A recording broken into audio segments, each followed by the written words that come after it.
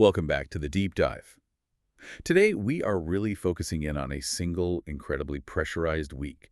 A week that you could argue effectively ended the 20th century in South Africa. We're diving into the political genius of Nelson Mandela, specifically in those few days right before his release from prison in February 1990. And for our source material, we're leaning heavily on excerpts from his autobiography, Long Walk to Freedom. Right, because we want to understand this period not just as a series of historical facts, but as a genuine masterclass in strategic thinking. Exactly.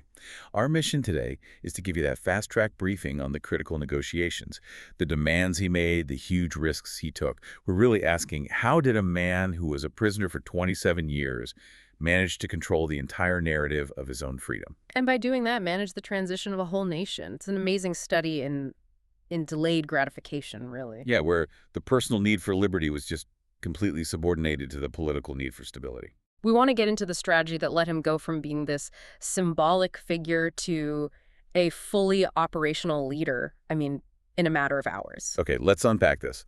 We have to start with the system he was fighting against. Before we get to that final week, we need to set the historical baseline.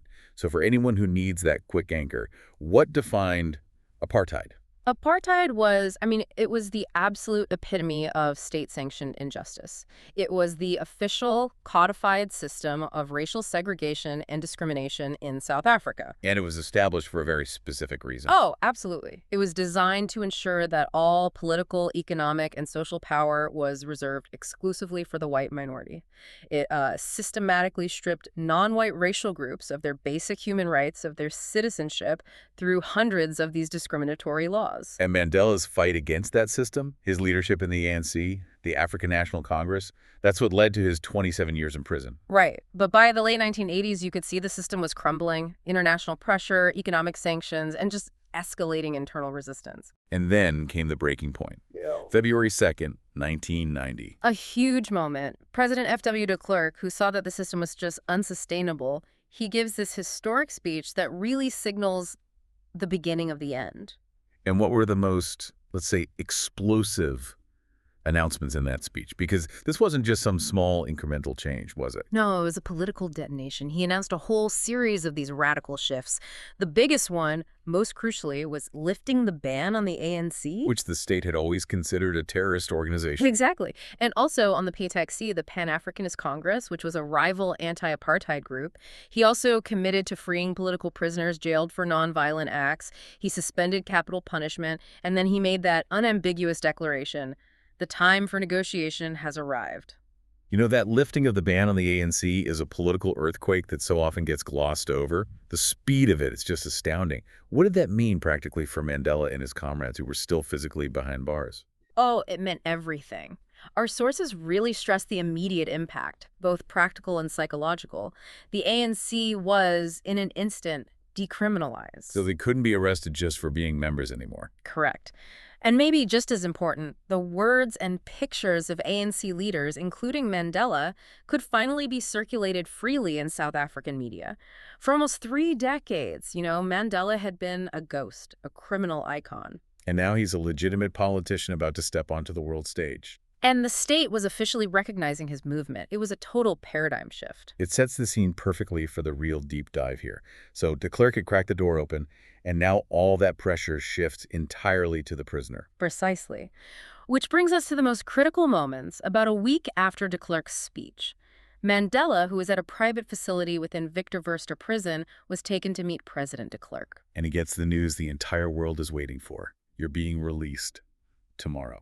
The very next day, and that speed was overwhelming. And this is where the source material gives us that incredible insight into his internal struggle, what he called the conflict between his blood and his brain. That analogy is so crucial. Let's unpack that tension in the room. What did the blood want versus what the brain was telling him? The blood, his heart, that was the raw, emotional, human desire for instant freedom. After 27 years. Of course. That pull must have been almost unbearable. But his brain, his strategic intelligence, sought the profound danger in a rushed, unplanned release. What was the danger? Why not just walk out and sort out the politics later? Because chaos would undermine the entire movement.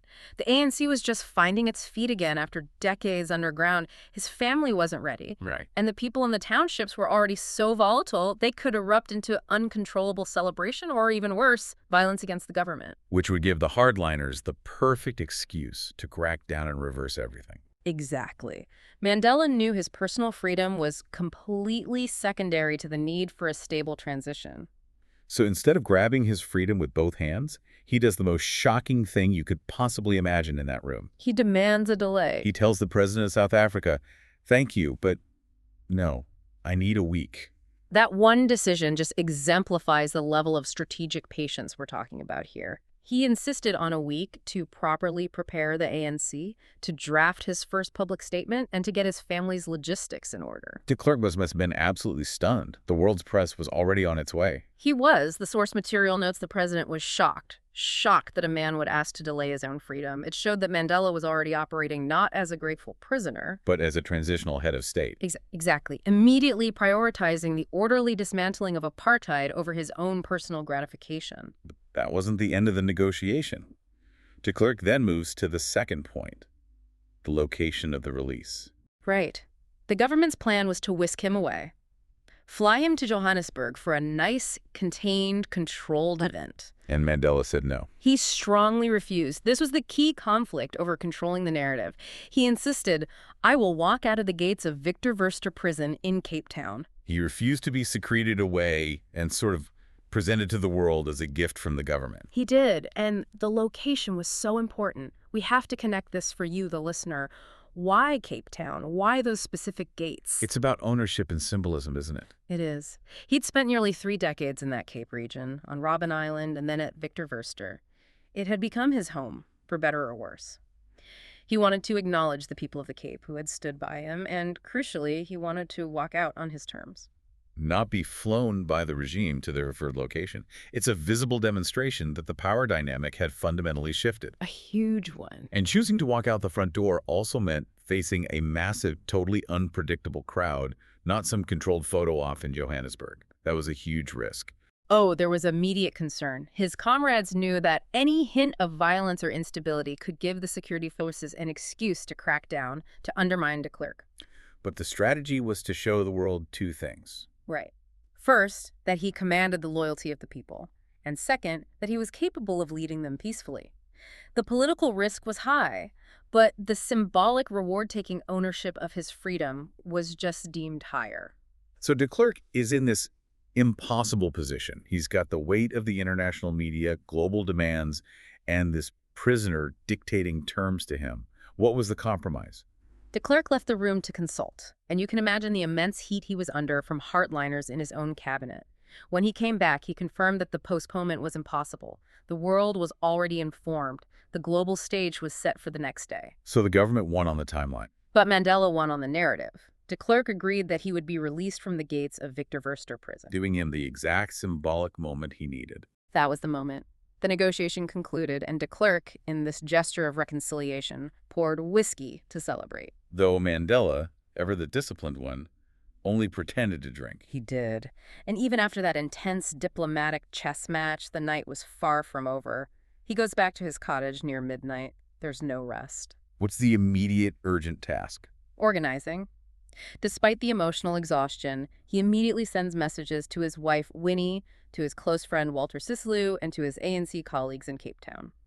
They all arrive at his cottage near midnight, and they begin the frantic work of drafting the monumental release statement he would deliver the next day. The urgency is just palpable.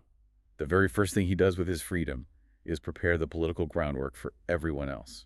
That focus on the collective right at the moment of his own personal climax, that's the critical takeaway here. Okay, so let's shift from that historical sequence to the deeper philosophical truths we can pull from this. We have to analyze 2 concepts that just define his life: perseverance and resilience. His entire life is a blueprint for what you need to sustain any long-term struggle. Let's define those. So perseverance is that steady, unwavering effort. Right. Never accepting the status quo. And resilience is the ability to adapt, to recover after setback. And he had 27 years of them. And if we apply that to modern struggles, say the multi-generational fight for racial equity or the long battle against climate change or even personal challenges like a long-term illness. Mhm. Mandela's approach shows that change is never a sprint. It's not. It requires adapting your strategy after setbacks, but never ever losing sight of that core moral goal. The patience he showed in asking for that week's delay. Sacrificing his own immediate reward for political stability. It just demonstrated that he had truly internalized the long walk philosophy. His perseverance wasn't just about surviving prison, it was about maintaining a strategic focus completely independent of his own suffering. But the truly transformative idea he left us with, the one that really defined his post-prison leadership, is his ultimate belief about liberty. Freedom wasn't just about being unchained. No, it was about responsibility, and this is the most profound concept we get from the source material. We have to linger on the specific quote for a moment. For to be free is not merely to cast off one's chains, but to live in a way that respects and enhances the freedom of others. That definition immediately pivots freedom from being this self-serving state to a communal one. How did prison shape that belief, and how did he put it into action? Well, when he was physically constrained, his body locked away on Robben Island, his mind was forced to fight for the freedom of all South Africans, Including his oppressors. including his oppressors. He realized that true liberty couldn't exist for the majority if the minority, the white population, lived in fear of retribution and chaos. His personal release was just a tool to achieve that greater collective freedom. And we see that applied immediately. When he finally delivered that statement after walking out of Victor Verster, it wasn't some triumphant, vengeful declaration. Not at all. It was a careful balancing act, affirming the ANC's goals while prioritizing reconciliation. The Truth and Reconciliation Commission he established later on was the ultimate real-world application of that philosophy, wasn't it? Absolutely. He could have chosen revenge, which would have satisfied the blood for so many of his followers, but he chose the brain path of systemic collective healing. He understood that true freedom meant building a country where democracy and equality reigned for everyone, even those who had run the apartheid regime. It's an incredible insight into how decades of hardship forged this unparalleled strategic mind. So let's just quickly synthesize the key takeaways from this deep dive for you, the listener. We covered the political shift from de Klerk, lifting the ban, setting the stage. And we zeroed in on Mandela's strategic genius during that negotiation, the head versus heart conflict, where he sacrificed immediate personal gratification for the long-term goal of political stability. And finally, we learned how his philosophy defined freedom not as a personal right, but as a collective responsibility, a commitment to the liberty of others. Right. The negotiation was never just about his freedom. It was about the start of a free South Africa. That decision to pause, to manage the chaos, and to insist on the brain over the blood for the sake of stability. That's the enduring strategy here. Mandela showed that even when achieving his greatest personal goal, that political management was absolutely paramount. Which raises an essential question for us today. Given the lightning speed of current global crises and transitions, social upheavals, technological shifts, major policy rollouts, which modern political or social struggle would benefit most today from a leader or a movement pausing, asking for that metaphorical week's delay, and prioritizing the brain over the blood for the sake of a stronger, more lasting outcome? A provocative thought on the necessity of patience in a world that's obsessed with speed. Something to mull over until our next deep dive. Thanks for joining us.